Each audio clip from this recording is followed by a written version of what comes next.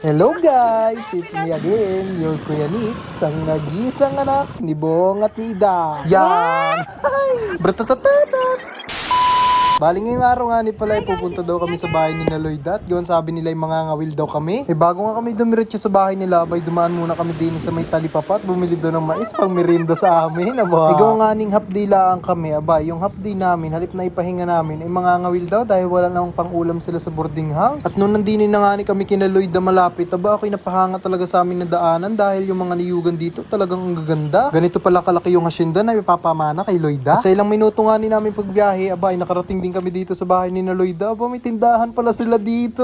Nakakatakot lang kasi nasa harap ng kalsada tapos parang kanilang bahay lang yung nakatayo doon. Nabanggit nga pala ni Lloyd na kapit bahay lang daw nila sinalayas, yung isa naming kaklase na tropa ko din. Kaya naman ako'y dali-dali nang pumunta agad sa kanila para iyayain siyang mga wel. Wag na ho kayong magtaka kung bakit yun ay nakataklob pa ng kanyang pantalon. Ayan pa yung ginamit niya maong kanina. Talagang yan ho, si Layas ay mahiyaing tao pero magandang lalaki. Tinabunan nga na naman niya yung camera. Paano ayaw niya magpakita at gawang nahihiya nga ni? Paano kung hindi mahiya kung ano yung napaglalagay mo sa ulo mo? Bakit? Bakit? Ha? Ba't ka magpahinga? Tara, mamaya, sunod ka na lang mamaya.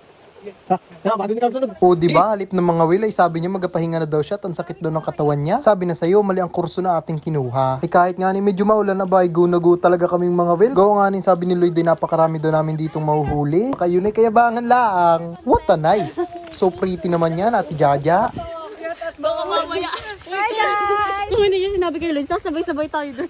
Bale, ito nga na yung naiisip kong dahilan kung bakit ako'y nilagnat ng ilang araw. Ay paano nga ni ibaga naman, ay paulan ng paulan. Ay sobra kalawag ko kasing bata. Idol ko yun sila. Bakit naman ang lungkot-lungkot mo, Ate Jerilyn? Lagyan mo ng background music. At dahil nag-request ka nga, abay masunurin akong bata.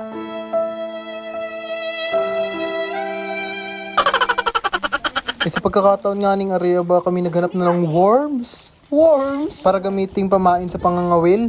Ay kung mapapansin nyo nga ni, mukhang hindi naman natatakot at nadidiri ito si Jaja dito sa mga bulate. Siguro marami kang ganyan sa tiyan. Kung nakahuwag.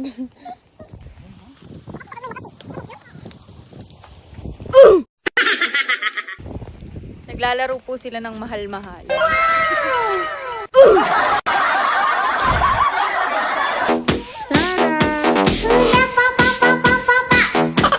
At ito na ang Reyna at ang prinsipe ng kagubatan.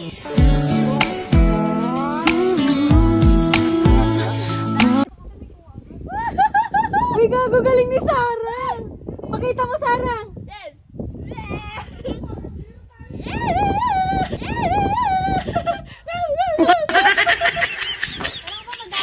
Abay, paano nga ni ibaga naman makakarami na re?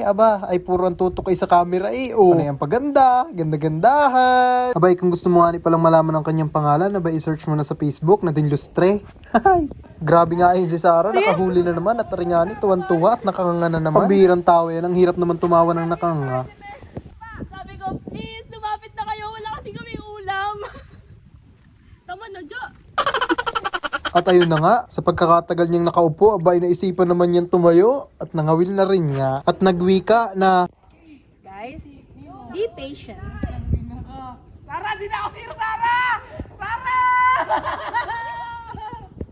Lesson sa buhay. Huwag maiinggit sa mga kasamahan.